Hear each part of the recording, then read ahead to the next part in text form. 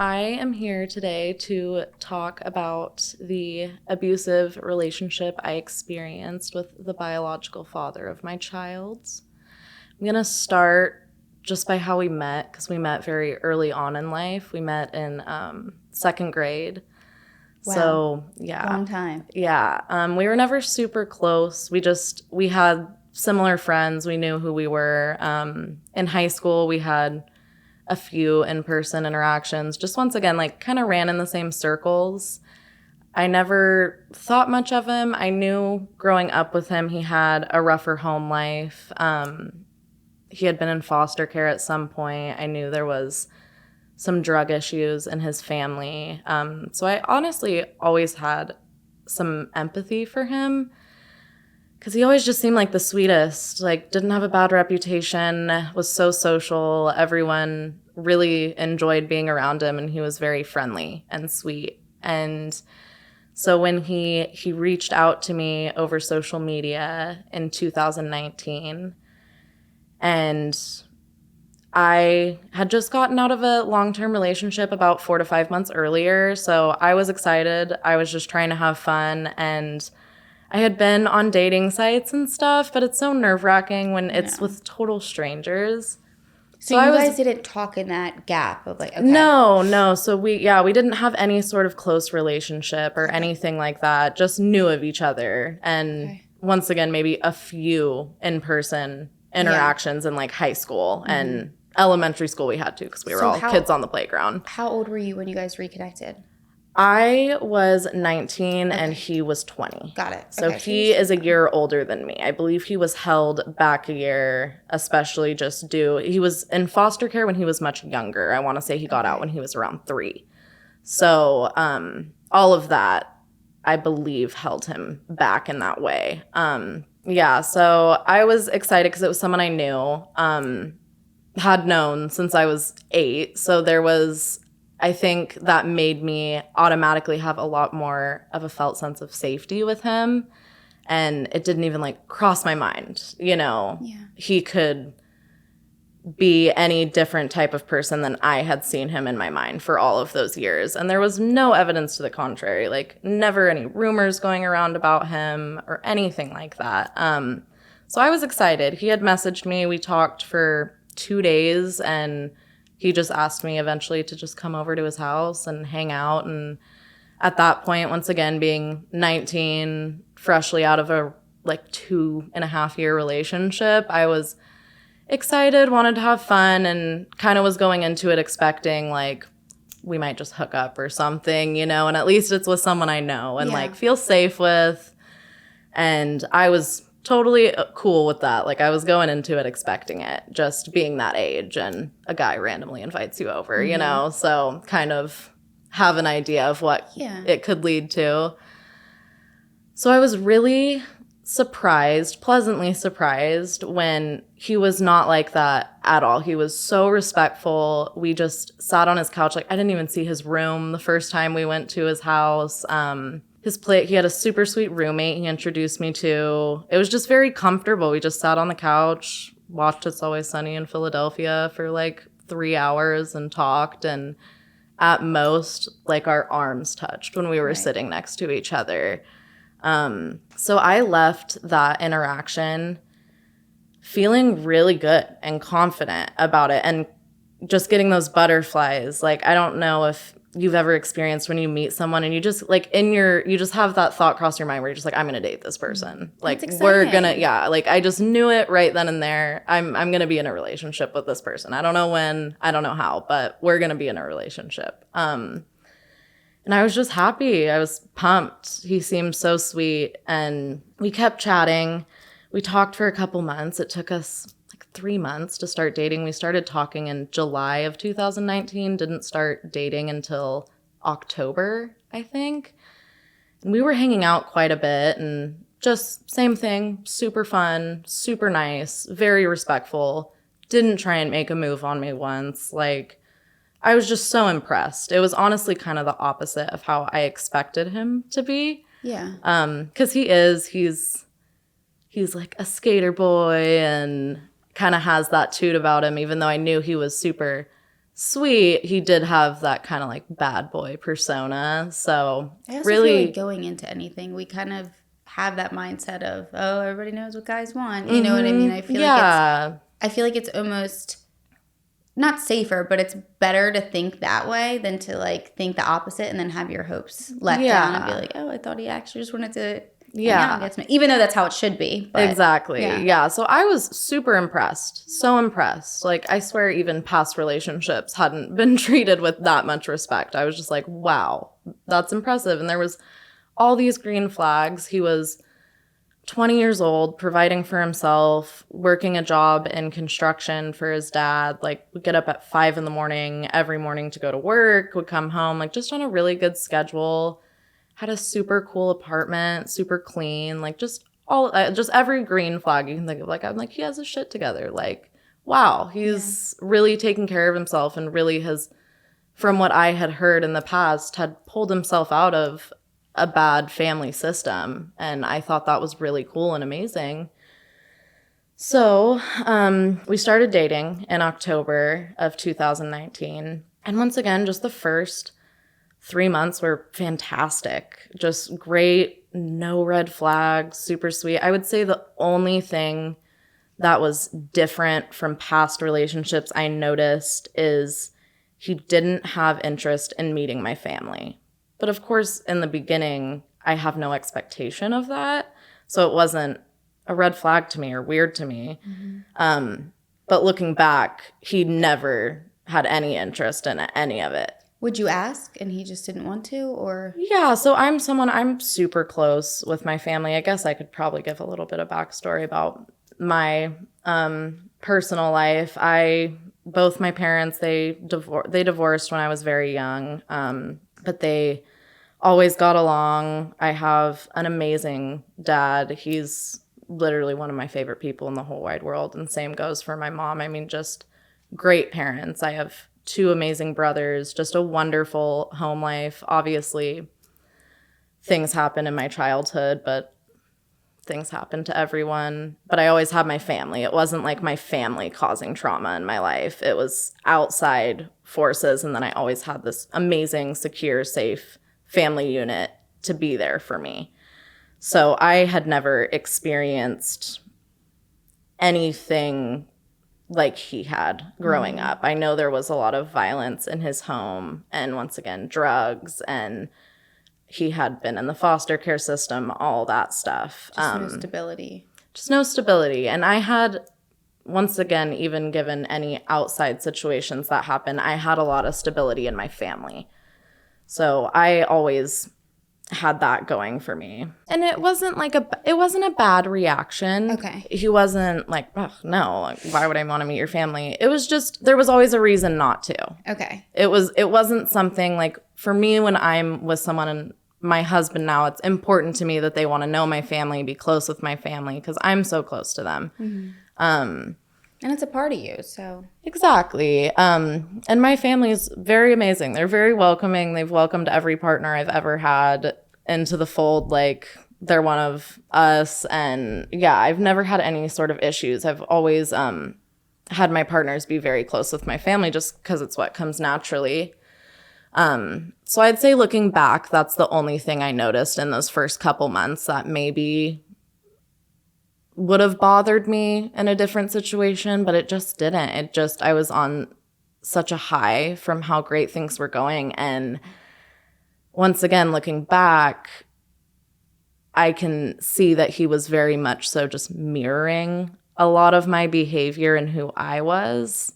So it was very easy for us to get along and have a good time, and for me to feel like, oh my gosh, we're just so perfect for each other, and this is so amazing, because he mirrored a lot of my behavior and kind of knew how to do that. It was never genuinely who he was, which I saw that later. So we were dating for about 3 months. October to December was fantastic. And then January rolls around, so we're about 4 months in at this point. And we were going to one of his friend's house. It was about 45 minutes away from the area we lived in. So we were going to stay the night because we were planning on having some drinks, just going bowling, having some fun. And his friends kind of lived out in the boonies. So we were just going to stay the night there, have a good time. So we drove out there. Everything's totally fine, totally great. We get there. His friends are super sweet and nice. And we all start drinking. And he started drinking a lot, like more than I had ever seen him drink, just straight pulls of liquor. Like I had seen him maybe sit down and have like a couple beers before that. But it's like he just went into this mode where he just wanted to be like this party animal. And I was a little uneasy, but also there was no violence or red flags in our relationship before that. So I wasn't nervous in that way. I wasn't like, oh, something bad's going to happen. Was that your first time that you guys got together with his friends, or you've hung out with them before? No, so this was actually my very first time being around them and meeting them. He had been around the two other people we were hanging out with that night, and it was just kind of like a couples hangout. I was like tagging along, meeting them for the first time, and it was one of his close friends that he skated with, I believe. So we get there, they start drinking quite a bit, and I mean, we're all drinking. And we end up getting up and going to the bowling alley fairly quickly. And this other couple, they had started bickering at each other, and like in my brain I'm just like, whatever, they're both just like kind of drunk and they just might not have the best relationship. That's their deal. It's not really my business. So we're walking out to their car, and the other gal that's there is driving. So the other girlfriend that's there is driving, and we get to her car and she asked me, she was like, can you sit in the front seat? So my boyfriend can't sit in the front seat. I don't want him to sit by me. And I don't know these people. I'm just like, okay, I'll get in the front seat. Okay. The tension. No problem. Because in my head, I'm like, it's not like he's going to get upset with me. I don't know these people. So I get in the front seat, and him and his friend get in the back, and they're just they just started spouting nonsense, like just cursing and yelling. And eventually it got to a point I noticed my partner was speaking to me, and he had started calling, like he had just started calling me like, you're just a dumb bitch, you're a dumb slut, like you're stupid, and my brain just like short-circuited. I had never been spoken to that way, let alone with no reasoning behind it. Yeah. My assumption is he got all riled up with his friend, and his friend was like, fuck these people, like fuck them. And I was just shocked. Like I was, what is he talking about? And we pull into the bowling alley, and at this point, I'm not reacting. I'm not saying, like, my face is just forward, and I can't even believe what's being said because he's directly behind me, and I'm just like, what? So we pull into the bowling alley, and I just try and get out because I'm like, I'm leaving these people in this car, and I will get out and wait until everyone's ready to get their crap together and go bowling because that's what we're here for. And so I go to get out of the car, and I had my headrest up a little bit where there was like some space, and he grabbed my hair. Like he grabbed my hair, and then he was able to reach around and grab my neck. And like while this was happening, he's still like cursing at me, freaking out. So at this point, I went into full-blown fight or flight. I was always taught growing up, once again, stable, safe family. So I'm taught when you're in a situation like this, go get help. So my automatic reaction was I just ripped myself out of his grasp and ran right into the bowling alley and went up to the front desk and was like, I need help. I need a safe place to sit. I'm not safe. I need help. And then I think that's all I told them. And in that moment while that was happening, was the other girl or guy saying anything or reacting? So they were like having almost the same thing go on. Okay. Like it seemed like to them that was probably unfortunately a norm. Because they just, and I'll get back to like how they reacted because I end up going back to the car. So I go into the bowling alley, ask for help. They sit me in the back, grab me some water. They were super sweet, super amazing. And I'm just sitting there and they had left me alone for a minute. And it all just hit me and I was like, okay, like I'm like, okay, he's drunk. His stupid friend got him riled up. And like now that I can't, like I don't want the police to get called and this, like we just need to all calm down. And it was kind of that first reaction of where I had an opportunity to do something, but my care for him and who I thought he was as a person, I didn't think he deserved that kind of reaction. I thought I could help. You know, I'm like, I can calm him down, fix it. Like, I don't think he meant anything he said, which talking about it now sounds crazy to me. I don't think so because you also were only 19 years old. And I think that you don't have the experience or the tools or the understanding to know that. Like, I think part of you can know, like, this is scary and this is wrong. But I also think when you're that young and you haven't experienced something like that before, that I don't think your immediate reaction is to call the cops. I don't think that would be, like, I just look back when I was 19 and I wouldn't have done it. Yeah. I think that it's almost like the more natural, normal thing to do is to make excuses, especially when you haven't experienced something like that before. Yeah. And I think reflecting back when you're older and when you know the reality of the situation, of course you can be like, that was dumb of me, I should have done this. But like in those moments, that's just not the reality of the situation or what we're thinking or how we're feeling. Yeah. And 19 is still really young. Yeah. No, and I appreciate you saying that. You might catch me kind of on that train of thought a lot. Yeah, and you can't. Yeah. So I do appreciate that. It is very true. I had no tools, never been treated like that before, never had to call the cops in my life or even go into a place of business and beg for help. Mm-hmm. So I was terrified. There was also an element of being embarrassed once, I was sitting there and like no one else was around me. I wasn't around the yelling. No employees were around me. And I was like, well, what do I like? Mm-hmm. I just got up and left. I got up and left.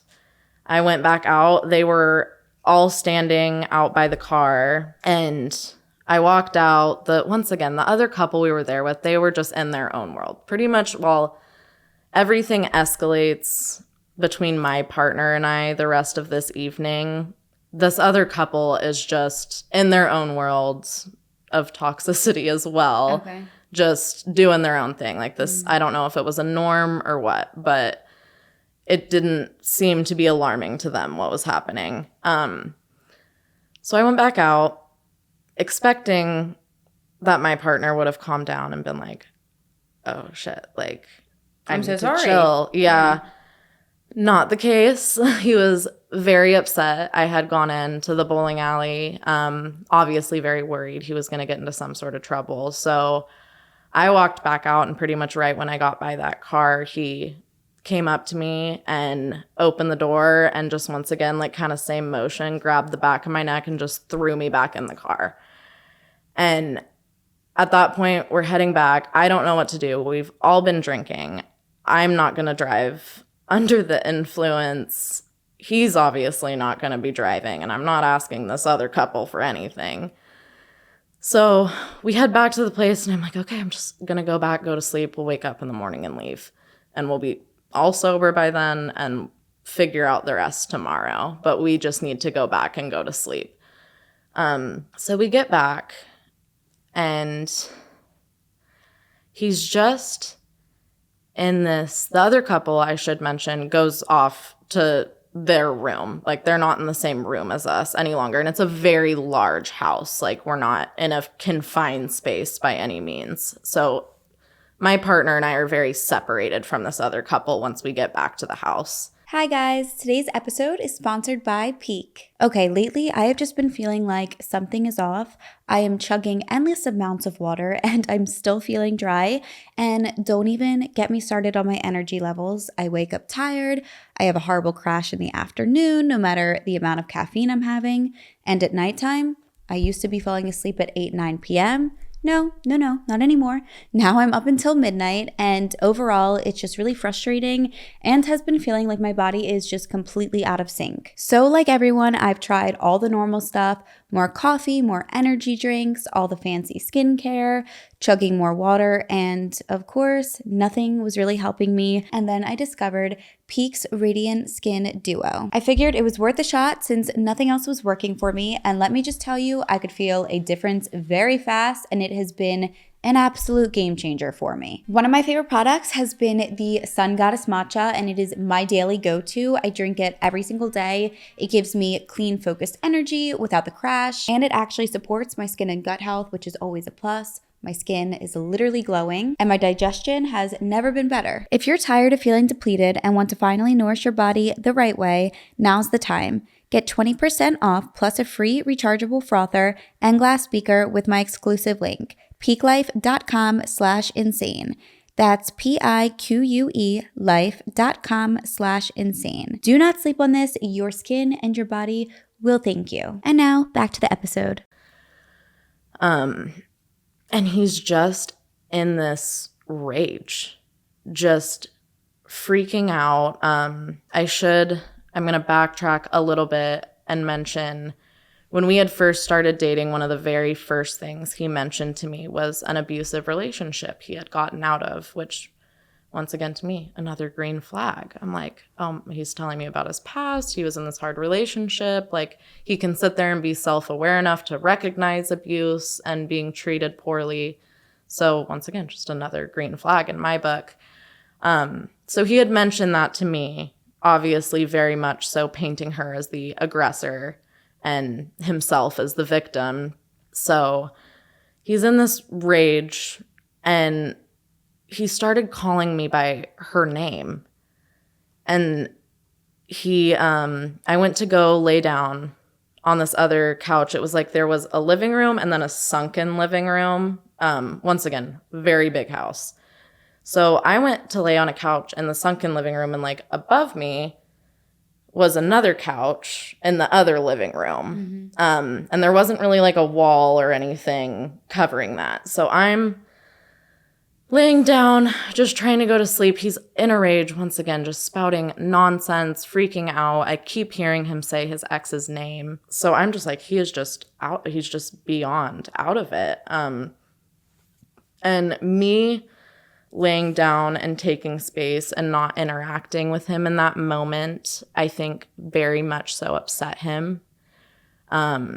Because the next thing I know is he was right behind me. Like, I was laying on my side and he just got behind me, and like for a split second I'm like, oh, okay, he's laying down. That was not the case. He had come up behind me and just started hitting me, like just hitting my stomach, hitting my chest, like just hitting like that whole area of my body just as hard as he can. So I roll off the couch and I just burst into tears. I had never been hit in my whole entire life by anyone, let alone a male or my partner. So I get up, try to get to the other living room and fall. And I go up the stairs from the sunken living room and I trip and fall. And he gets on top of me, trying to like hold me down. Like he's like trying to hold like my arms like this and like my chest like this. And he's just swinging, just freaking out, still calling me his ex's name. And so at this point, I'm still thinking, I'm like, oh my gosh, he thinks I'm his ex. Like he must think I'm attacking him or something. But once again, I was just laying there. So looking back at it now, can kind of put that into perspective. So I eventually am able to get myself up off the floor, and I have that reaction like I did at the bowling alley. I book it into this other couple's room. Like they're quite literally laying in bed, I think almost completely naked, and I ran in and jumped on top of them and was like, you guys need to help me. He's hitting me, da da da da. And I mean, they had a panicked reaction, like they seemed concerned, but it wasn't concern for my well-being. It was more concern on like, how do we calm him down? How do we get him sorted out? Obviously, he's struggling or having like an issue right now or something going on. It was never, what do you want us to do? Do we need to call the cops? Do you, like, nothing like that. So once again, to me, it's just not even in my brain to call the cops. Like, I ran in here, jumped on these people, begged for help, and if they're not gonna call the cops, I mean, like you said, 19, no tools, never been treated like this before. So I was like, I guess it's just not a situation you call the cops. And my partner, after I ran in there, he hadn't tried to come back in the room or anything. So I'm sitting in there. His friend tries to go out there and talk to him, and he's freaking out at his friend too, like, you know, saying F you, da da da, like trying to almost kick him out of his own house, and like he just didn't know where he was. He was so incoherent. So eventually I walked out, and he can't get him to calm down. I can't get him to calm down. And I grab my keys and I'm like, I'm leaving. Like, I'm going home. And this is dead of winter where I live, and we can get some pretty severe weather in the winters. And we're also out in the boonies where the weather's worse. So I start going up, and he's following me, chasing after me. I try and get in my car before he can get to it. But at the time, I had a little two-door Hyundai Accent, like manual everything, crank windows, you know. So my door was just unlocked. He was able to get in my car. I couldn't automatically lock it or anything like that. He was just able to get in it before I could stop him. And so I'm like, you know what, whatever, we're gonna go home, because you can't be here right now treating these people like this in their house, and I don't know what the hell we're gonna do about our situation, but we have to like this is just craziness. So I start driving, and once I get up to the freeway, up to speed, we're going about 60, 65, and I'm barely saying anything. He starts opening the door to my car, and he unbuckles himself, and he's hanging outside of my car while I'm going 60 miles per hour. And I'm screaming. Like, I don't think I had ever screamed so loud in my life. I mean, I'm sitting here being like, this person is about to jump out of my car and die while I'm going like this speed. And so, you know, the whole 9 yards, he's threatening to take his own life. He just wants me to wait until he's sobered up and calmed down. Like, he doesn't want to lose me. He's so sorry. He thought I was his ex. Da da da da. And the whole time I can't focus because he's saying all of this while hanging out of my car. So I'm just sitting there being like just screaming, like, stop, stop, stop, get in the car. Like, I can't focus on anything until you're not hanging out of my car. So we end up getting to his house, and I wanted to go home. We lived in separate apartments. I wanted to go back to my place because I was like, I'm never seeing this dude again after this. Like, this is crazy. So, but he won't. He's threatening his life. He's begging me to come in. He's like, please just let me talk to you. Like, please just come in tonight. All the things you can think of. And so I do. I mean, I'm terrified. I had never been put in a position like that. Clearly, the way he was acting, I knew he was capable of doing something harmful. So I went in with him, and I mean, once again, he gave me the explanation he was trying to give me that night, that he thought I was his ex, and he thought I was attacking him, and he was in danger, and that's why he hit me. And he thought I was trying to hurt him. And to me, of course, I'm like, okay, obviously I wasn't doing anything to make you feel that way, but I had never been in an abusive relationship before. Yeah, and I don't think it helps that there was alcohol involved, because I think that can make you look back on things and be like, well, did it really happen that way? And then on top of it, I think you could look at it as, okay, was he just like so drunk that he was literally losing his mind? Like, I feel like that allows you to kind of think of more excuses in your mind or not see things as clearly. Absolutely. Yeah. And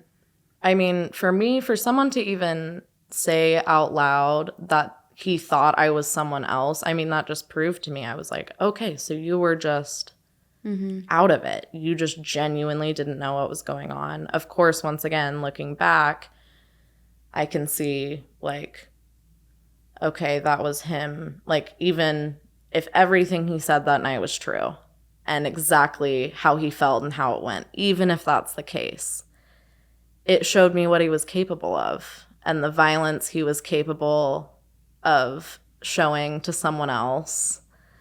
But of course, I just didn't think of it that way. I didn't. I was like, okay, well, we need to get you better. Like, obviously, you're still struggling from this relationship you just had, which is totally understandable. I mean, I'm sitting there being like, I've never been through something like that, so I can't really speak on it. But I want to help you. And I mean, he did everything you could. He stopped drinking hard liquor. He would still have beers every now and again, but he, for most of our relationship, completely stopped drinking hard liquor. That was like a hard boundary, which I really respected him for sticking to it. And once again, just a green flag to me and impressed me. I was like, okay, like something really messed up happened. It was due to this, and you're willing to cut that out of your life. Like, that's a green flag. That's great. So after that, I mean, obviously, as disturbing and traumatic as it was, I swept it under the rug. I'm still right in the middle of falling in love with this person, and see so much potential in him. So I just was like, okay, we're moving on from this. Like, obviously, that behavior is never okay in our relationship or in any relationship you have with someone. But I'm not experienced in that kind of thing, and he's had a lot of that in his life. So it was easy for me to make that excuse for him, and to see it that way and feel bad for him rather than caring about what had happened to me or my own safety or how that situation affected me. So that happened, and everything was pretty calm for quite a while after that. COVID started happening. He moved into my place with me during COVID. I was living with my older brother at the time, and my older brother was okay with it. And my older brother was actually the only person who had known what happened that night, because while, like I said, I gave him all those excuses, was feeling all those ways, I still had that little voice in the back of my head, because I had woken up, I had bruises everywhere. And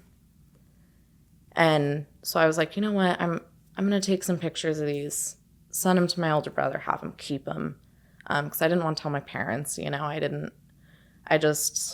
my older brother is a very neutral person, very passive, and just a very peaceful man. What was his reaction when you sent him that? Exactly what I thought it would be. Because I knew if I texted him that, reassured him I was okay, and told him what was going on, he would trust me. He was the one person I was like, I can give this information to, and if I explain this to him, he won't run with it. He's not going to run with it. Which, I mean, now looking back at that, I feel terrible for doing that to him, because I know he holds a lot of guilt over that situation, and wishing, obviously, things progressed to a much scarier point. So he sees it as his fault, but I very much so see it as the fact that I took advantage of knowing that he wouldn't tell anyone, and I put him in an unfair position. Well, I think in a way it's something where, like you said, you kind of knew that you should tell somebody, but you didn't want to go as far as like telling your parents, because I think that when you do that, you're opening up a door of like, okay, well, they're going to hate him and they're not going to want me to be with him. And like, you know, and I think that you were still so unsure and confused that in that moment you did what you thought was kind of safe, but like still neutral. Yeah. You know? Exactly. And that's no one's fault. That's not your fault. That's not, you know, your brother's guilt to have. I think that just in that moment, that just seemed like the best resource and option. Absolutely, yeah. And I honestly, I mean, I'm the safest for me. I think it's personally. good that you even thought to take pictures of it. Yeah. Well, I knew the only abuse I had ever witnessed or suffered in my life before that, my mom married someone when I want to say they got married and we moved to a different city when I was around like 9 or 10 was when we moved, probably more like 10. Mm-hmm. And he wasn't super physically abusive, but he was very, very mentally and emotionally abusive towards my mom and myself. And I mean, he was, in my opinion, physically abusive. Like, I knew to do that because my mom ended up having to get a restraining order and she had bruises on her arms, and that's like part of what she used for the evidence and everything. So that was the only thing I had witnessed. So I just did what I had seen done before. I was like, I need to take pictures of this. I need to document it. Even if I stay, I need to make sure I have this just in case. So that's really the only experience I had ever had with anything like that. And once again, it was so confusing. I loved my stepdad, you know, and there was a side to him that was also super great. And it took me a long time to go through and understand what happened with him. So to me, I guess the bruises didn't scare me as much just because I had experienced that situation. Once again, I had never experienced physical abuse myself, but I think seeing my mom experience that, go through the motions, and I mean, he still was able to loop us back in. After all that, he did everything he could. He went to anger management. He you know, everything my mom wanted him to do, and he followed it, which, once again, comes across as green flags, comes across as someone trying to change and be better. So that's very much, looking back, how I saw that. You know, I was like, okay, like, he wants to change, he wants to do better. So I was gonna let him. I was like, you know, obviously if anything like that ever happens again, I'm done. So we continue dating and everything's fine. I mean, there's definitely a tension between us a little bit, kind of a little bit of a power dynamic now between us. And you're all living together at this point. We're all living together at this point. So the pandemic had started and we were just going into the first lockdown. And I wasn't working because I had worked customer service at a restaurant. So I was not working at all. I was getting the checks that everyone was getting. So everything was okay. It was okay. I still very much so loved him, cared for him, thought I was seeing improvements. And then come June, I found out I was pregnant. It was very shocking. It was very much so not planned. I was actually on birth control. But at the time, once again, looking back, in that period where everything was kind of, okay, we're kind of recovering from this one circumstance, he had actively started making it a point to have us be experimenting with drugs and being under the influence more. By drugs, I mean like more like psychedelics. Like he always, like he would text me and just be like, want to do acid tonight? And I was like, sure, yeah, okay. And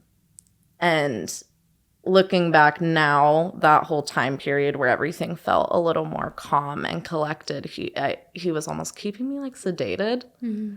Like I was rarely ever sober.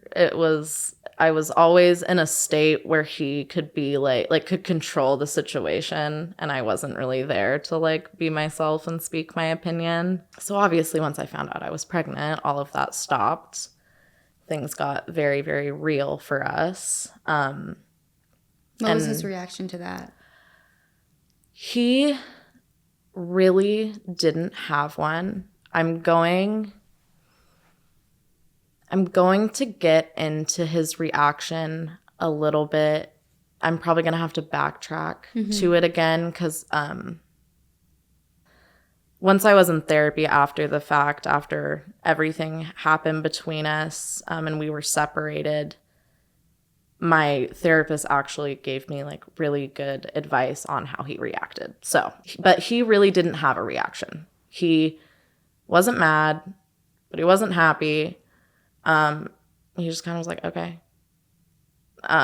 So to me, I was just happy he wasn't mad. Like, I was just like, oh, okay, it's good he's not mad. Like, it's good that he's supportive, point, how many I guess. months has it been since the car incident and all that stuff? So at that point, it had been about 5 months. Okay. So in that 5 months, he didn't like touch you again. He wasn't. Okay. So he was fine. No. I mean, there were fights. Yeah. But to me, it was only verbal. So I very much so. His aggression towards me verbally got a little out of hand sometimes, but he wasn't like putting his hands on you in that period. No, he really wasn't. It was never to that degree. Again, I mean, there was intimidation, like blocking doors, being really close to me. But no, his hand, like he hadn't touched me again since that.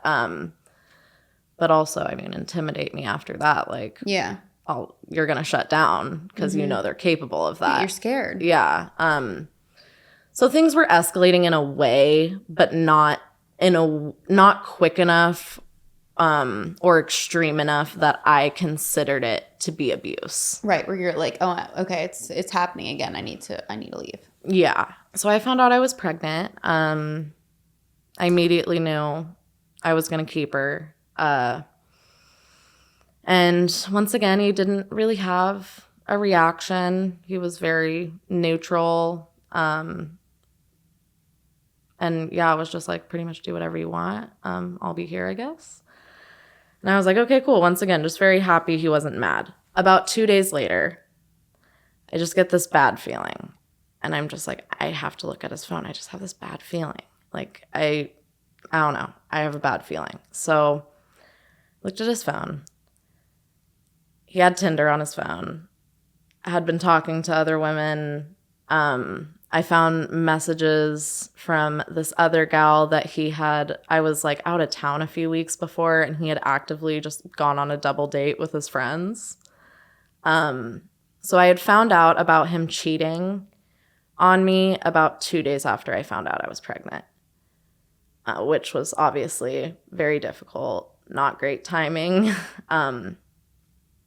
And very hard for me to just say F you and leave. So I confronted him about it.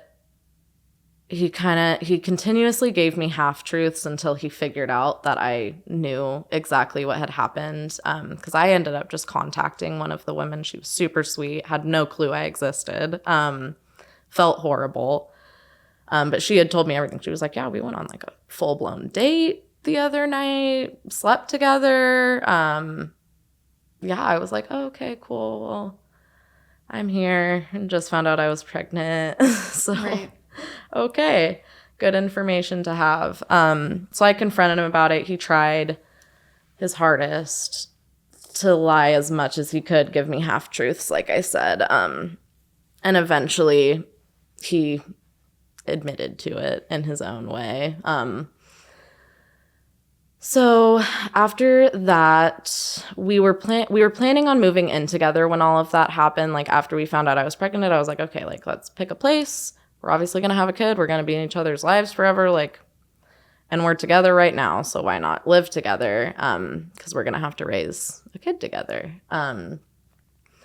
So I canceled moving in with him, which very much so upset him. I think it was embarrassing for him because he had told some people that we were going to be moving in together. And like, he wasn't upset that I had made the decision to not move in. He was upset about the fact that he was going to have to explain to people why his pregnant girlfriend wasn't moving in anymore. Because it was embarrassing to him. And he obviously didn't want anyone to know that he had cheated or anything like that. So I was like, no, I can't do this. I'm pregnant. This is going to cause way too much stress. So I'm going to stay at my place and we'll just kind of see how things are going throughout the pregnancy. I'm not going anywhere. So we'll see how things progress. And things did not progress well at all. When I got pregnant was when he really, really started seeing me as an object and something he owned. And I really think that's when all of his fear of me ever leaving him, no matter what he did, left his body. I think he just saw me as just this weak, pathetic person that he had complete control over now. And once again, still very upset about the fact that I wasn't moving in with him anymore. So he took that out on me by disappearing for hours at night or not getting home from work when he was supposed to. I recall very vividly an instance. I want to say I was like 6 months pregnant at this point. And what I'm about to explain right now is kind of was the common theme for like how it looked on a day-to-day. Because after that first instance, he never like punched me again. He never hit me like that again. But he did start choking me and suffocating me. And like covering my mouth and my nose and holding me down. Like that was a lot more of a common occurrence, which I saw as a de-escalation because it didn't hurt as bad. It didn't feel as violent, and out of control. Which I'll get back to all that again later. But anyways, a circumstance I remember very, very vividly is I was about 6 months pregnant. He was working 2 jobs because, not to mention, while all this is going on, he's a super hard worker. And I'm terrified financially. I'm just turned 20, found out I was pregnant. The pandemic's going on. At this point, I very much so also felt like I needed him to be able to do any of this. So he's working 2 jobs and he's supposed to get home from his second job early evening. I want to say he's supposed to be home around 5 or 6. So I was at his apartment because we were going to hang out and I was going to stay there that night. And I was waiting and waiting and waiting. And he eventually gets home super late. He's home at 11, 10:30, 11, just a ridiculous amount of hours. You can't say that it took you long to close that long. The shop he was working at. So he got home and I'm immediately upset. I stand up. I am like, where were you? What is going on? Because also at this point, terrified of him cheating on me again, which I have no doubts in my mind. That's exactly what was happening. I later on found a lot more evidence that the cheating never stopped. So he got home and I was just like, where were you? What's going on? This is not okay, especially with me being pregnant. And he just walked right up to me and grabbed my mouth and put me down on the couch. And he just looked at me in the face and was like, you need to shut the fuck up. And it's none of your business. And of course, at that point, I'm pregnant. I'm terrified of losing this child given all the stress that's going on because, like I said, while he wasn't being as physically abusive, that's kind of what our day-to-day was like at that point, which to me, I felt like it was a de-escalation. Anything that happened after that original event, I didn't see as bad until a certain point. So that was kind of the norm. He'd get upset with me and he just wanted me to shut up. He didn't want to hear me. And there is one other form of abuse that I would like to touch on that was there throughout the whole relationship. It was he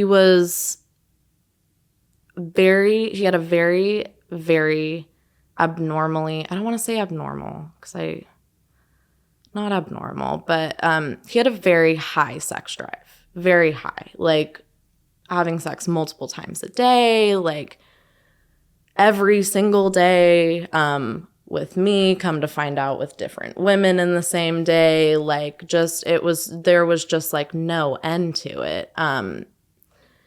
And that was something while I was pregnant that got a lot worse. I expected it to get better. Because it got to the point, like, I'd wake up in the morning. It's like, I knew I'd have to have sex with him right when I woke up. Like, it wasn't, like, I knew I had to. Like, I knew that would be the first thing he'd want to do. And it would be a big deal if I didn't. Like, I was just to the point where I was just sitting there and just, like, being like, please, like, I just want it to be over soon. And that, once again, I had just never experienced something like that. So I didn't understand that to be abuse in any way or taking advantage of me in any way. It really didn't start becoming a big deal to me until I was pregnant. I was exhausted. I don't want to be having sex all the time. Yeah. Like, it's one of the last things on my mind. And it didn't stop. It didn't stop. It didn't matter what was going on, how poorly I felt, how many times I told him I didn't want to. It was non-negotiable if I wanted him to be in a good mood and be happy. And so at that point, our day-to-day is kind of looking like the instance I described. There's the whole other side going on with how much he's wanting to have sex and not really respecting my boundaries with that. And things just progressively got worse from there. My older brother eventually moved out of our apartment and moved to a different city. And he moved in with me at that point. I was just like, okay, like, guess now's the time. And he moved in. When he moved in, once again, I'd like to repeat, this is my apartment. I paid for it. It was all my stuff. It was already all set up. I had lived there for a year. And the day he got there, he rearranged everything. Like, he was very controlling. Like, I wasn't allowed to have any opinion on how things were set up, anything like that. He just rearranged everything. Like, my bedroom, it was a very interesting apartment. It was an older historic building, so it wasn't a basic setup.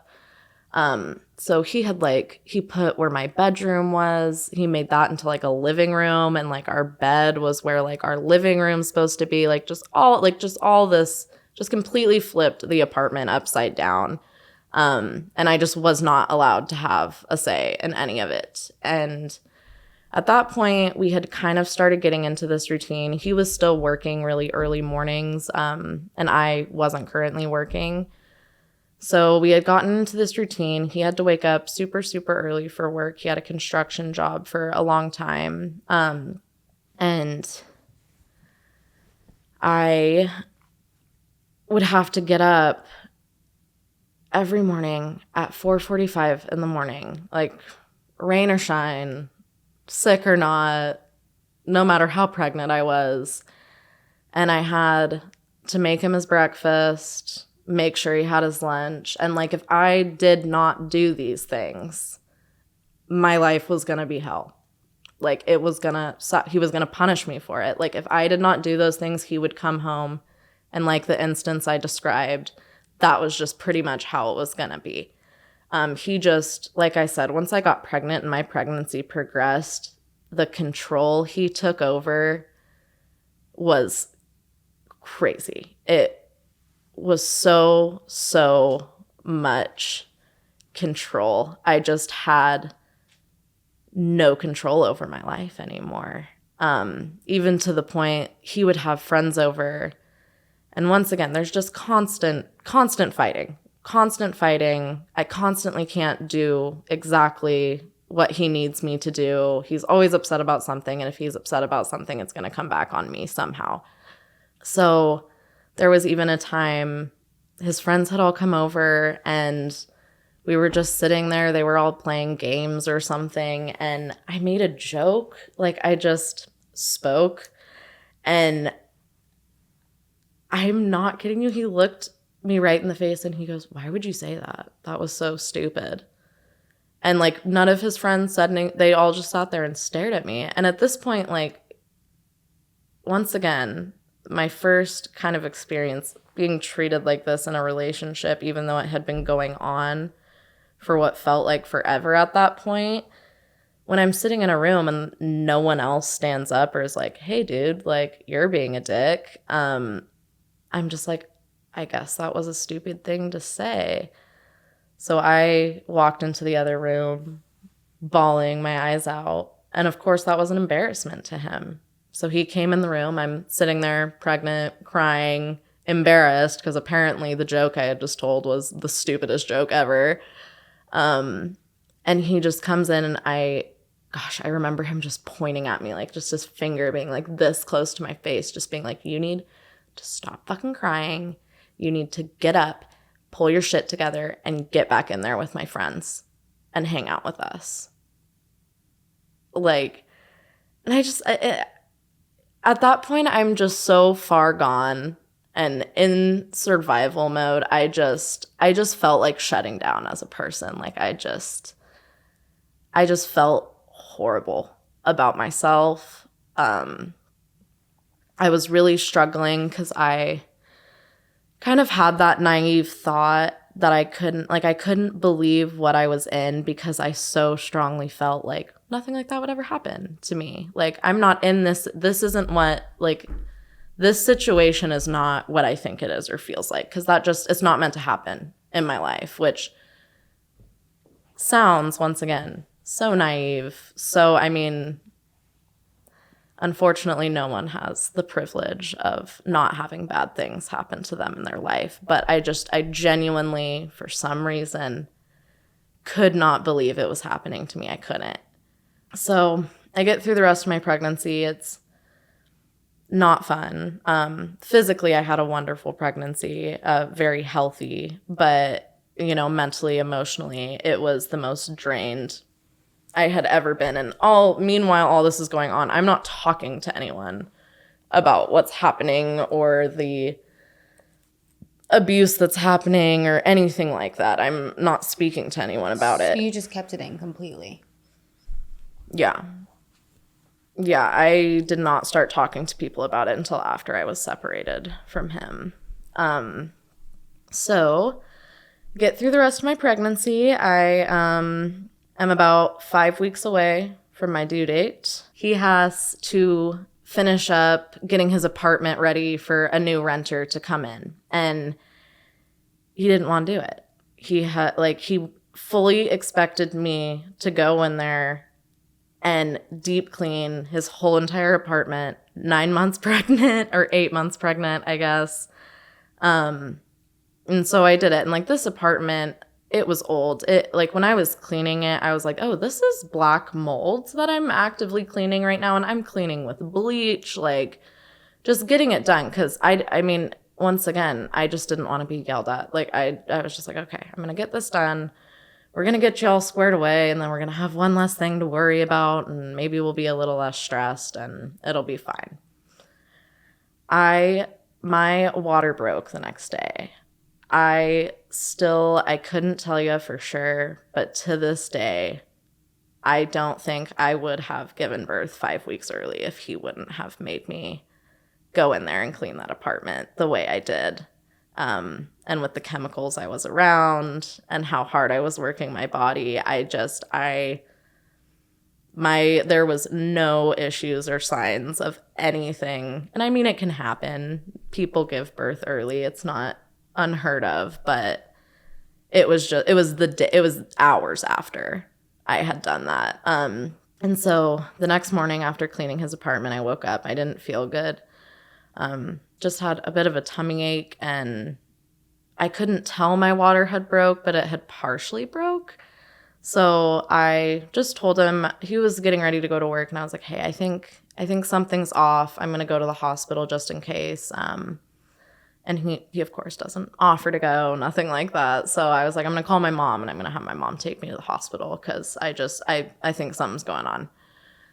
So I go to the hospital, and I give birth to my beautiful daughter. She's amazing. And she has to, once again, COVID. So she's born 5 weeks early. And usually, like, she would have been able to come home within 2 days. But because of the pandemic and liability, they kept her in there till her due date. So she was in the NICU for 5 weeks. And it was the worst 5 weeks of my life.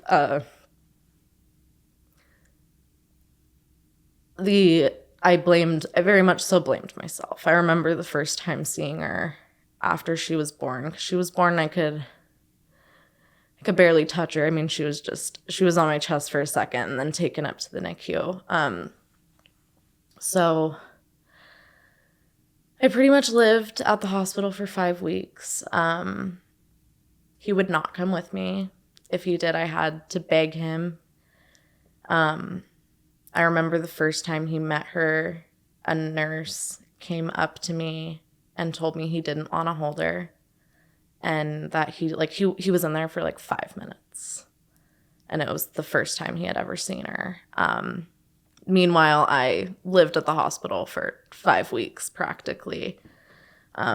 Just no help, no support. He was pretty much just off living his own life while I was in this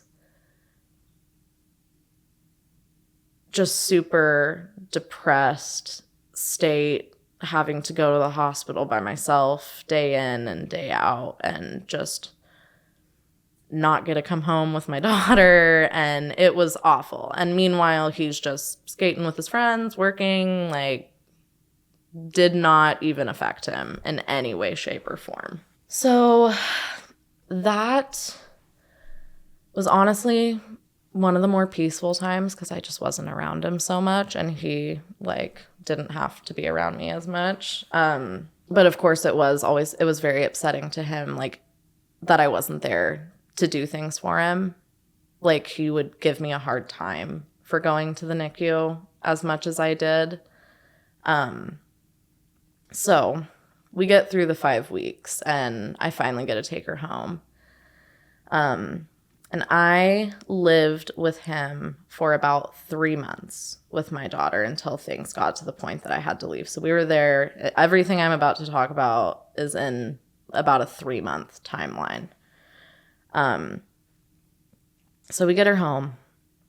I'm just living life, taking care of a newborn. Once again, he's not super involved. The one thing he did make me do was, my daughter and I were not allowed to sleep in the bed. I had to sleep in the room on a couch because he had to get up and go to work, and he didn't want her disrupting his sleep, or like me getting up and having to feed her to disrupt his sleep. So we had to sleep in our living room, and he got the bed. So once again, just another example of just the complete and total control he had over my life. And it was the same, like, once she was out of the NICU, right back to the same routine. If I didn't get up on time to make him breakfast, if I didn't make his smoothie and make his lunch and make sure I was saying goodbye to him before he left, it was just hell. It was just the worst. He treated me so terribly. And he never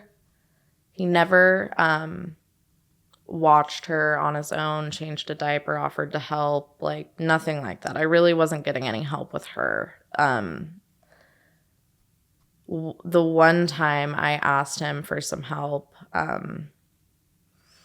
I just had to get in the shower because we were going to his parents' house, and I literally just needed to rinse off. So I just was like, just sit. You don't have to do anything. Just be in the room with her. And the second I went to go get in the shower, she started crying. And I remember being in the shower, hearing her cry. And then I just remember seeing him because I kept the door open so I could hear everything and make sure everything was good. And he just came bolting out of the room that she was in without her. And he was just like, I just can't fucking do this. And so I jumped out of the shower, ran in there, and he had just plopped her on the floor. Like, just was like, I can't do this. And like, didn't be like, hey, can you help me? Like, I don't know how to handle this. Like, didn't make sure I was going to go and take care of her. He just put her on the floor, a newborn, said, I can't do this, and walked out of the room. So that obviously caused a pretty big argument between us. And once again, at this point, it's constant arguments, just constant arguing. We're never not arguing, no matter how perfect I try and be at this point. But it's even worse if I'm not.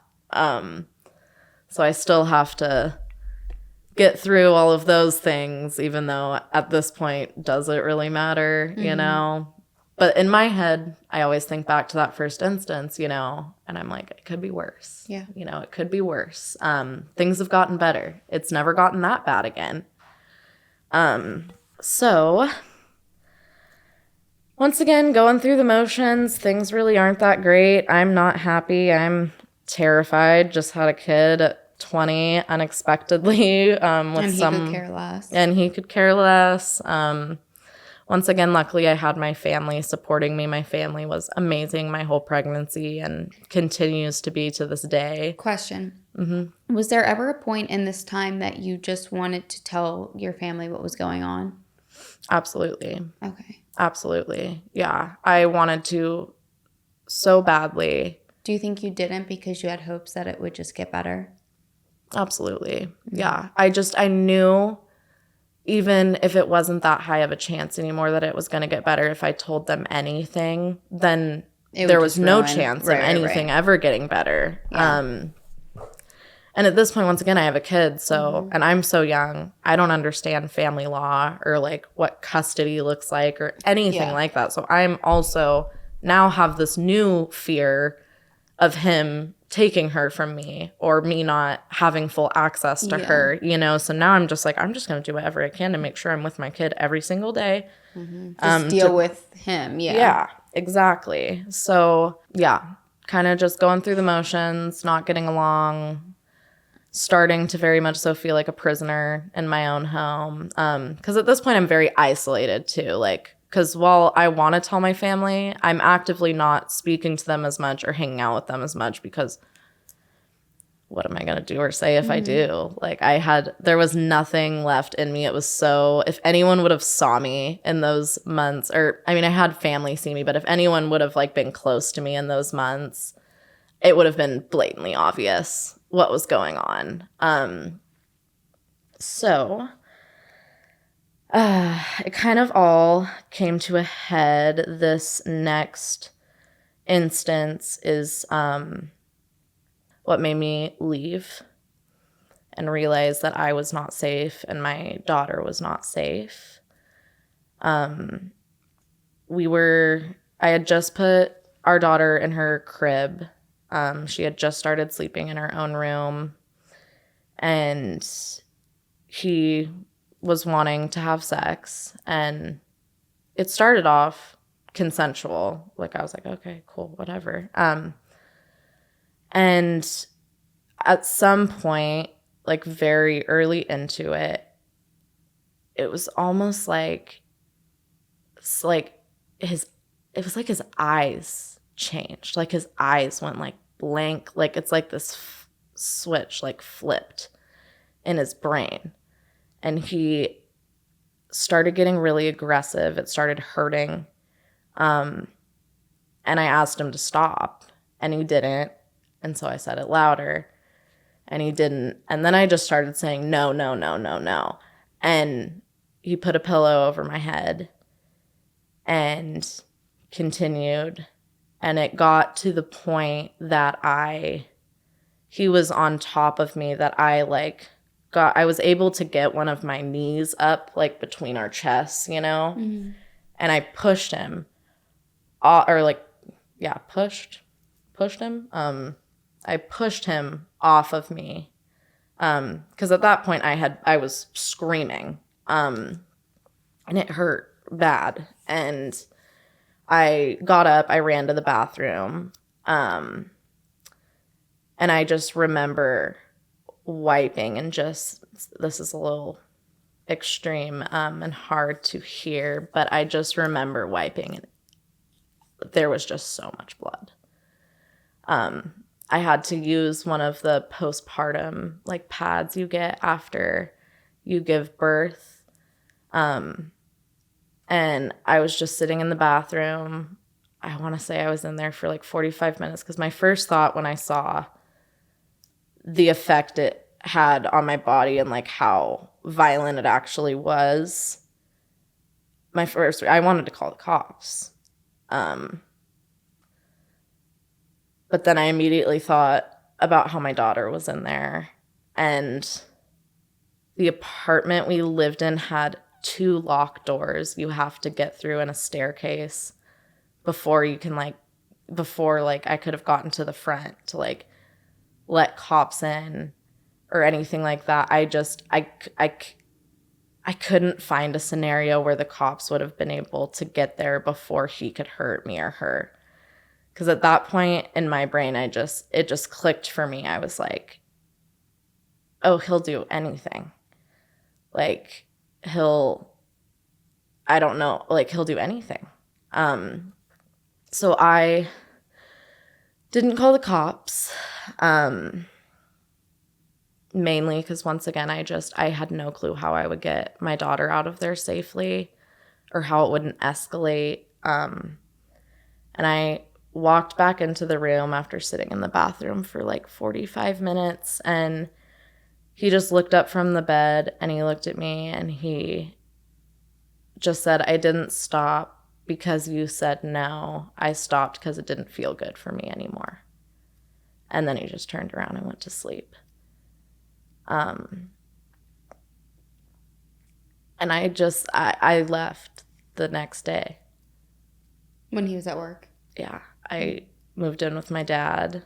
I just knew at that point, especially because he had suffocated me with a pillow at that time too. I could barely breathe once I got him off of me and the pillow off my face. And it just like all finally came crashing down on me where I was like, I'm going to get myself or my daughter hurt or killed. Like, I don't think we're going to make it out of this if I continue to stay in this situation. Was there ever a time just throughout this relationship that you had with him that you ever like try to have a conversation like what's going on? Like, why do you act this way? Mm-hmm. Like, did he ever like say anything about it, or he just acted like it was nothing? Like, did he ever acknowledge it? It changed. So in the beginning, there was acknowledgement. Okay. When things started going downhill, there was acknowledgement. There was a want for change and to be better. And like I said, when I got pregnant and my pregnancy got further along, he just... Like the care just stopped, yeah. Yeah, it just all went away. It all went away. Probably because to him, like you said, he realized like, oh, I have her now. Like, she can't really go anywhere. Yeah, which I know actually for a fact because I asked him straight up one time, like, why did you keep doing all of those things? Why did you keep hurting me? Because also, along with all of this, like during this whole timeline, he's still cheating on me the whole entire time. Yeah, it's a control thing. Yeah, and he just looked at me and he goes, honestly, after you had our daughter, I never thought you'd leave me. He was like, I never thought you'd actually do it. Mm-hmm. And to me, of course, that I was just like, you just genuinely, that's like how you saw me. and how worthless I was to you. And it's sad too. I think that it's really hard for us women, especially when you're young, to wrap your head around and understand when you experience that honeymoon phase, like the really good stuff. You see the best side of someone, you have fun with them, you're falling in love with them. It's hard for us to accept and understand when things go south. Yeah. I think because we've seen the other good side of that person, and we're young and we just want that back. Yeah. We don't have, I don't think, the understanding or the strength or the power within ourselves to be like, screw you, I don't need you. I think that comes with age. Yeah. That comes with finding yourself, that comes with confidence, that comes with knowing so many other things. It's just there's so many factors with that. I think it would be impressive to me, very impressive to me, if a young girl had that just off the bat. Yeah. I just don't think that comes very naturally. You know, you want to see the best in people. You're innocent. You want you want everything to be fine. And I think that when something doesn't start off bad, we cling to the good, even if it was just for a week or a month or a few months. And I think people who are also just naturally empathetic and care for others, and also don't think the way people who can be abusive to that extreme or hurt people in those ways. It's, for me personally, the way I felt, I couldn't even like wrap my brain around the fact that someone would be capable of that, let alone someone I know, someone I trust, someone who's in my life. Yeah. It just didn't seem real to me to a degree. I don't think my brain would let me believe how bad it really was. I mean, and I'll get into it because the story of what happened is so hard to get through and be clear about, just because it's so traumatic and so much stuff happened all at once every day, you know. I really didn't get a grasp on how abusive the relationship was and how in danger my life was until like last year. It's something I've progressively tried to work on and understand for so long. And I think a lot of people experience that when they experience traumas. Is I couldn't comprehend the reality of it for a long time. Even once, I'm going to go back a little bit because, like I said, there's some after we separated, because things still escalated, and like now he is not involved in our daughter's life. There's very strict boundaries and rules there, and he honestly hasn't shown any real interest in wanting to be anyways. So when you left, when he found out that you left, how did he react to that? He was obviously upset. I mean, he was mad. He was mad that I wasn't. He was mad that my parents knew. He was mad. His little puppet was gone. Yeah, he was mad that he'd been found out. That there wasn't somebody to make him his smoothies. Yeah, exactly. Fun fact, it took me about 1.5 years to be able to make smoothies again after that, because I just couldn't bring myself to do it. You know, that's something that, you know, going back to what you said, I don't think we realize the effects that things like that have. It does create a sense of PTSD for things like that. And I think that it's very easy to think, even for yourself, to think, oh, like, I'm out of it now, let's just move forward. But then we don't realize, like, the simplest things, like making a smoothie, because it reminds you or takes you back to that. It just, like, it can take you to a dark place within yourself. Oh, yeah. And I would say the after effect of this relationship was so much more difficult to deal with than actively being in the relationship.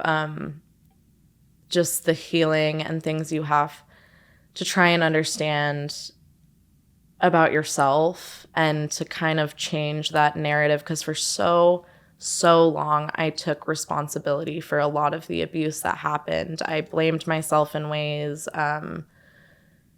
tried to take blame off of him in a lot of ways, and it took me so long to rebuild the narrative as, no, this is something that happened to me, not something I chose. I didn't choose for someone I cared about to treat me like that. It's something that happened. It's actually something my husband catches me on a lot. And he really, really has helped me change that narrative in my mind, escaping all of the kind of blame you put on yourself, because it's really hard not to, especially if a child's involved, you know. It's really, really difficult not to blame yourself. Mm. So the last kind of event I'm going to go over happened while we were separated. I was living with my dad. At this point, I'm still just trying to get him to see his daughter. Once again, raised by two amazing parents. It was very important to me that we figured out some way to co-parent, make it work, just anything, you know, because, I mean, I've seen so many situations and I was just like, well, as long as he's not going to hurt her, like, and I'm out of the situation, like, I'm sure he can still be a dad. Well, that's heartbreaking on its own, too, you know, even if you're not good with someone in a relationship or they were bad to you or whatever else, I feel like it hurts as a mom for your kid to be like that their dad doesn't even want to be in their life. It is. That was honestly, it's one of the things that even coming on here today, I struggled with, because, I mean, by the time she's old enough, I'm sure it'll be buried deep in the internet. But, you know, there's going to be a video out there where she, like, it's a part of her story, and, like, this is happening when she's older. To her, it's going to be like, that happened because my dad was that way and left me and my mom. And I mean, yeah, it's heartbreaking, and my heart breaks for her. I can't relate to it. She's going to experience a whole different part of life that I don't understand and never had to go through. Once again, I had the opposite. I mean, my dad retired when I got pregnant so he could stay at home with her so I could work. I never had to put her in childcare, nothing. I mean, he stepped up to the plate. So anyways, I was still kind of in that mode of, okay, we're going to have to make this work because we have a kid together, and you're her dad. You deserve to be in her life, and she deserves to have you in her life. And so I had moved into my dad's house, and he was living in my apartment, and was just going to stay there till the lease was up. I was like, you know, it wasn't worth the fight. I was like, I have a place to go. You can stay here till the lease is up, and I'll bring our daughter by so you can see her. We can figure out this whole co-parenting thing. So I went over there one afternoon and was trying to give him some space. You know, I let him know, like, I can step into the kitchen and, like, make something, or I don't have to be right here. I was really trying to give him a space. And he was just I was sitting with our daughter, and he was pacing back and forth in the hallway, mumbling under his breath, just like curses. I think the little bit I got was he was, you know, once again, just kind of what he always goes back to calling me. He was just like, stupid bitch, like, just mumbling all these things. And I just got up and I was like, okay. I was getting nervous, so I was like, you're not in a good place for us to visit. Like, I can come by a different day when you're feeling a little bit better, because I'm like, we're not doing this. And he walked into the kitchen, and I'm still in a separate room. I'm still in a living room with, like, a door frame for me to have to get out. It's not open concept by any means. So he goes into the kitchen, he comes back, and he has a knife to his throat, and he just starts yelling he's going to take his own life. He doesn't want to live like this. He doesn't He just doesn't want what's going on. And my only thought was that knife is going to turn on me before he ever hurts himself. So. And you never know what people are going to do. You never do. I mean, and he was serious. Mm-hmm. He had pressed it to himself so hard, he was bleeding. Like, right. And our daughter's right there as well. Yeah. You don't know what he could do to you or her, all three of you. You know, you don't know. Exactly. So I call my dad because, once again, I had never called the police in my life. Calling the police just isn't an automatic thing when you're dealing with someone you know and care about. It's just not. It just was never the first thing. Like I said, probably the only time I was like, I need to call the police was after he raped me. And I called my dad, and I had our daughter in my arm, and I just called my dad because I was like, I don't know what to do. He's freaking out. Like, what do I do? And he had, at this point, walked into our room, and he heard me on the phone, and he came in super quick and aggressive, and he grabbed our daughter out of my arms and started saying he was going to take her to his parents, which, just side note, it's not super relevant. I do not trust his family. His family has a lot of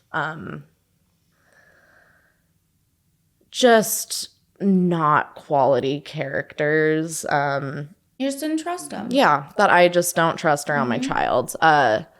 So he had our daughter. He was threatening to take her to his parents. He was trying to get out of the front door, and I put myself in front of him, and I was just like, okay, like, here we go. Like, I'm not moving. And my dad's on the phone. He's like, you need to hang up and call the police. You need to hang up and call the police. And I think he heard him saying that, and he smacked the phone out of my hand, and it hung up on my dad. And my dad lived like 20 minutes away from the area we were in. So he called the police just because he was like, I can't get there quick enough. And he had no clue what had happened. All he knows is he was yelling, and then the phone hung up. And he was trying to take our daughter. So he called the police, and my ex-partner ran out of the house because I think he kind of assumed my dad was going to call the police after that happened. So he like kind of almost tossed my daughter to me and ran out of the house, just booked it. And I, at this point, am bawling, and I go out to my car because I don't know when he's coming back. I don't know what's going to happen. The police never showed up. They called me and asked if I was okay. They never came? So they did eventually. After they called me, told me to get to a safe place. So this is why people don't call the police. Thank you. It was really this kind of led into a lot of my decision making that I later regretted. So he calls me, tells me to get to a safe place, and says, like, they'll be there to talk to me. So I drove with my daughter to my mom's because she lived like literally 3 minutes away from where we were. So I drove to my mom's, and eventually the cop gets there and told him what happened. And he just asked me, he was like, well, do you have a parenting plan in place? I was like, no, I haven't gone to the courts or anything. This is all kind of recent. And he just looked at me, and he was like, well, if you don't have a parenting plan in place, he has just as many rights to that child as you do. And I was like, so it doesn't matter that he was just putting our lives at risk, like himself at risk, anything like that. And I mean, this cop he just couldn't have cared less. He seemed very irritated he was there. So that was upsetting and very invalidating. Made me feel like total crap and nervous to proceed with anything else. So about 5 hours later, because according to him, which I do believe it to be true, they have to, or at least where I live, they have to put there's certain criteria that like they have to arrest someone. So he had to put all of what happened into a system and see if it fit the criteria for him to go arrest him, which it ended up fitting the criteria. So about 5 hours later, he arrested him. Don't you think that should be memorized? Like, let me put it like, I'm just confused. How do you not know, like, off the top of your head, this is enough or this isn't? Yeah. I don't.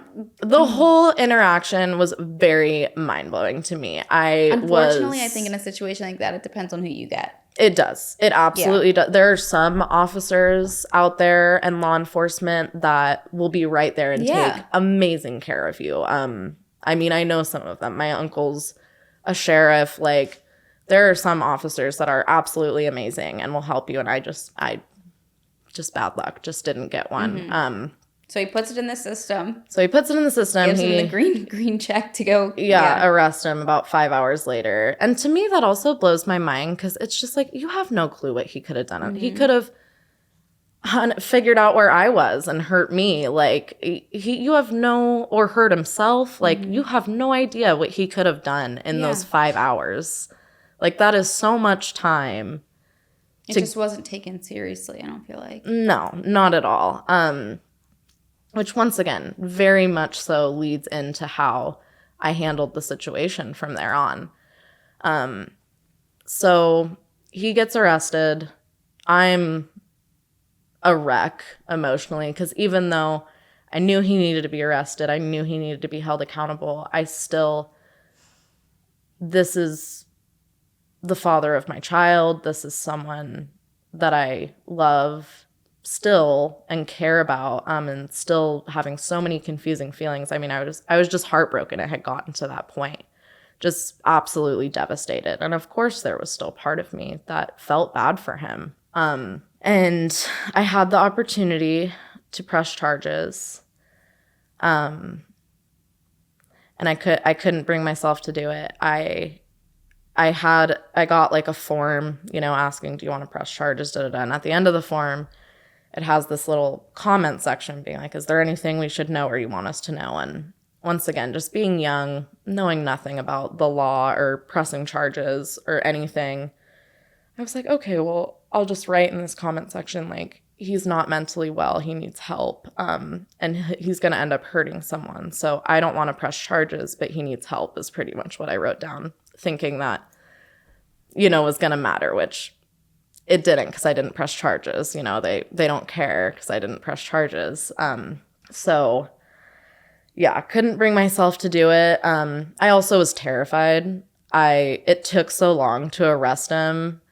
In my head, I'm thinking so irrationally that I'm like, the second I press charges, he's going to know about it and he's going to kill me. Like, they're not even going to be able to get him in time. Like, I don't want him to know that I press charges. Like, he's not going to go to prison forever for this. Mm-hmm. Like, that's just going to put me in even more danger if I do that. So I didn't. Pretty much, my dad had me break contact. He was kind of my saving grace in a lot of ways. He pretty much just kept me at his house for a month, like a safe house. He told me, like, I don't want you looking for a job until a certain amount of time has passed. I don't want you leaving this house. I pretty much was not allowed to go anywhere for like a month for good reason. Because, I mean, my poor dad was just terrified, not only for my sake, but his granddaughters. And things eventually kind of evened out. After that point, altogether up to like current time, he's probably only seen her 5 times tops. So, and most of that was like in the very beginning months of us being separated, because after that, he only was able to communicate with my dad if he wanted to see our daughter.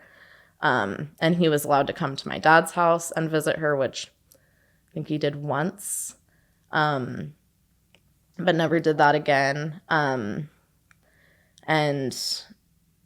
I just try kind of like you touched on earlier, I just tried to start moving on. I was out of it. I was accepting that I wasn't going to be with him anymore. I had a baby to raise. I needed to get my life together, get a job, and I just wanted to start living my life again. So I tried really hard to just move on from it at that point while having to deal with him in the capacity I had to, which really wasn't a lot. And for a while, a couple months, I'd say, it felt like coming off of a drug if I had to compare it to anything. I mean, I would feel like I couldn't breathe if I didn't know like where he was, what he was doing. It took me a long time to accept that it was done and we weren't going to figure it out and we weren't going to raise a kid together. So things after that, I really didn't have to deal with him that much. I really, really did not. And I eventually reconnected with my husband now. We've known each other since we were 15. Just we're best friends for years and years and years. So we reconnected. I was kind of trying to build my life back up together while not dealing with anything that had happened. And then I want to say about a year later, I got a message from someone asking if I could write a victim statement for them because he had hurt someone again. And she was pressing charges, and she did. I won't touch on it too much because it's her story and her situation she had to go through, but she was like the first person to make me realize what happened to me was real. And like it wasn't just in my head, or I wasn't as responsible as I thought I was for what had happened. And I think too that it was actually bad. Yeah. That it was actually, I mean, she gave me so much strength by doing what she did. I not only was beyond proud, this guy was younger than me, smaller, I mean, just in every way. I was just amazed. I was amazed by her strength. I was amazed by her determination to do what was right. So did she reach out to you because she knew that you and him had issues in the past? So I don't know exactly what she knew had happened, but I had found out from her that he was using our daughter almost as a tool or like an excuse to kind of keep her with him. Mm-hmm. He had created this whole narrative that if he had her, he could get his stuff together and start taking care of our daughter more and she could be involved. Like she had told me at one point when she was having hard times, she would go into his phone and look at pictures of our daughter to help, I mean, to keep her strong, to keep her focused on why she was there, you know? And I mean, that broke my heart that he would be using our child like that. Because I mean, I told her, I was like, well, there's nothing you could have done because I'm never letting him near her. So that was really the first instance I had let it hit me how much it was actively still affecting me. Because at this point, I had kind of just accepted, like, I was having nightmares to the point where I just wouldn't sleep anymore. I was struggling with a lot of intimacy issues with my partner, just from all of the damaging things that happened with him sexually. It was so difficult for me to feel any sense of normalcy when it came to that.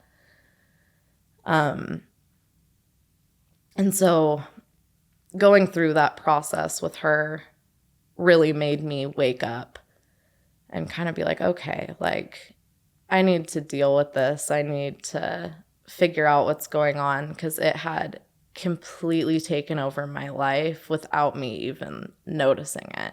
And I think a lot of that comes back into the embarrassment, the shamefulness of it, and how much I blamed myself. That I wouldn't even let myself have a feeling about it, or let myself think that I was hurt or a victim or survivor in any way. For a long time, I just viewed it as getting out of a toxic relationship. You know, like, it was something we both put into. We both, you know, made it into that mess. And it was also hard because it was the first time I realized he never really loved me, and that this is just his pattern and how he treats people and how he always will. And it also terrified me. And it still terrifies me to this day. I mean, I wait for the call that someone is severely injured, dead, because of him. So after that, I got into therapy for a while, found an amazing therapist. My husband was so supportive. He held my hand the whole way and was there with me. He wanted to understand the situation, understand what I had been through. That's kind of the setting where he really learned everything that had happened and the depth behind what had happened and kind of the severity of it. And my therapist, she's amazing. If there's one thing I can say or make a point of in this whole episode, is if you can find an amazing therapist that you feel comfortable with, keep going. Don't ever stop. No matter what, you don't have to have something wrong with you to go to therapy. It's just good to do for anyone, no matter what you've been through. And she really, really opened my eyes to how abusive the situation was. I remember telling her about how much he would choke me and suffocate me. And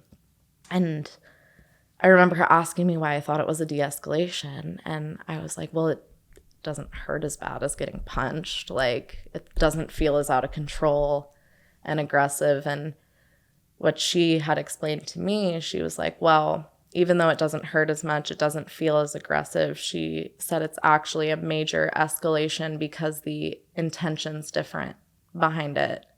When you're hitting someone and you're out of control like that, your intention is to hurt them, you know, you're kind of losing your mind. She was like, but when someone suffocates you, chokes you, even if it's for 2 seconds, their intention is for you to not breathe.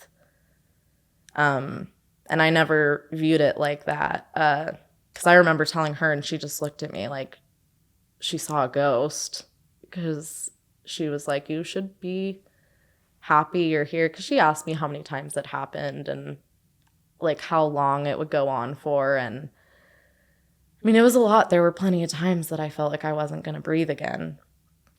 But once again, didn't see it as an escalation from hitting. I saw it as a de-escalation.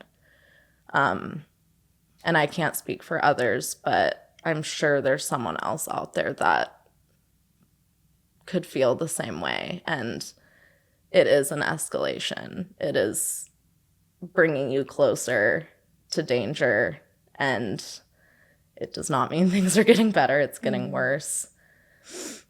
And yeah, just after seeing her for a while, I'm not currently seeing her. I would like to again because she's sweet and amazing.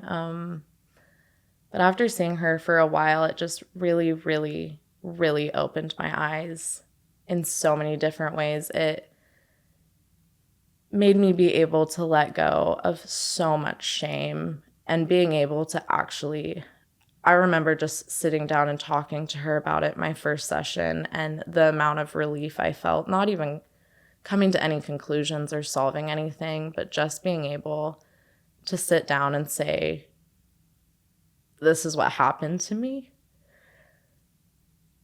I was able to take so much of my power back. Just being able to admit it and not be so ashamed of it and trying to hide it from people. And after that, I mean, I still struggle with it. I still have hard days and days where I just want to cry because I can't believe it happened. I can't believe my daughter, that it has to be a part of my daughter's story. But altogether, I learned that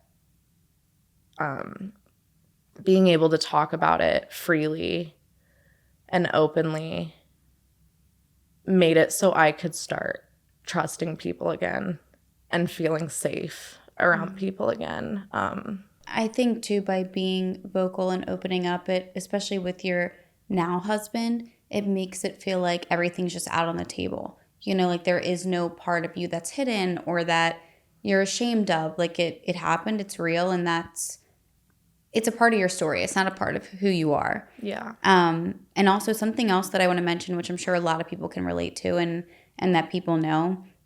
In general, even if it's not abuse involved, but it's just somebody being toxic and not, you know, you just know somebody's not right for you. I think when it comes to feelings and love, especially when you are younger, it's very easy to make excuses and it's hard for people to be alone. It takes, like I was saying before, it takes a level of comfort within yourself and knowing who you are, knowing what you want, which comes, like I said, with age and experience. So not only is it difficult to leave a toxic relationship or situation like that, the aftermath, like you mentioned, is just as hard, if not harder in some ways. Mm-hmm. And I think that that's something that, you know, a lot of people might stay in something longer than they should because they don't feel like dealing with that and going through that. And a lot of people don't want to be alone, you know, because that's scary too in a different way. So I think that it was important that you mentioned that the aftermath was hard too, because then you're kind of reflecting on everything. It's almost like you have to deal with it all head on, which you didn't have to do. Like when you're in it, you're dealing with it with that person and it's horrible and it sucks. But then it's after that you really have to sit and reflect. And it's like this whole other can of worms that's opening of emotions and realizations. And that's heartbreaking on its own as well. And I think a lot of people don't want to face that and don't want to deal with it. They don't want to be alone. They don't want to have to figure out what that kind of strength looks like. Mm-hmm. But I feel like your story is a perfect example of why it's worth it to get through that. Because not only do you realize all of those things, but there's so much better on the other side, you know? Yeah. Better for you, better for your daughter, and in general for life. You know, you were able to find love again and in such a healthier, happier way. Yeah. Well, and I think it's so important to go through that work just to be able to redirect the narrative within yourself from being a victim to I see myself now as a survivor. Like I survived something. I went through that and I got out the other end. Mm-hmm. And it does give you that power back. Rather than feeling like, ugh, this is just something that happened to me. I'm so, weak and I can't believe I let myself do that. And seriously, just being able to talk about it and own it takes away so much of that. And it makes you really sit down and see things for how they were, even though it is so painful to put yourself back in that situation and really recognize, like, this happened to me. Like, that happened, that sucked, but I survived it. You don't have to forever be a victim of it or ashamed of it. Which is one thing with just some people I know who have been through similar experiences, is there's just so much shame. So much shame. And that's what they build into you too. You know, no one's ever gonna love you. No one's ever gonna want to be with you after all this. Like, it's instilled in you in those kind of relationships as well, to break you down and for you to have nothing of yourself left by the end of it. And personally, for me, the only way, and I still am actively working on it all the time, but I was able to start seeing like myself again as a separate person from that situation after facing it head on. And something else I want to mention is the aspect that if one day your daughter ever did see this video, while yes, there's the side of it that it's unfortunate that, you know, some of us are dealt parents like that, you know, and that he has to be kind of like that part of her life in that way. But I think that by you making this video, in my opinion, it shows so much strength, you know, for you and as her mom, and how you kind of mentioned like you didn't have any understanding that of those kind of relationships and right and wrong and something like that, and it was very easy to make excuses, because I think when you do grow up where things are good and you have a good childhood, we're not really taught about those kind of things or the red flags. And when you are taught about it, you're kind of taught that people who experience it are the only people who will go through it. Like, well, I think we're also taught this, like, there is no in between. We're taught it's either really good or really bad. There's no in between of understanding this is just as bad, or this is, you know, it's abuse is such a spectrum. Yeah, it really is. And I think it can affect people in all different ways and all the same ways all at once. Exactly. And I just think that you should be very proud of yourself for coming on here, because I think that, you know, in just like I said, in my opinion, I feel like it's such a testimony to your strength that you're able to speak out about it, because it's going to help so many other women and men. You know, it's so informative and educational, because there are so many people daily who make excuses for their partner. You know, there's so many people that this is their norm. They might not know anything other than that.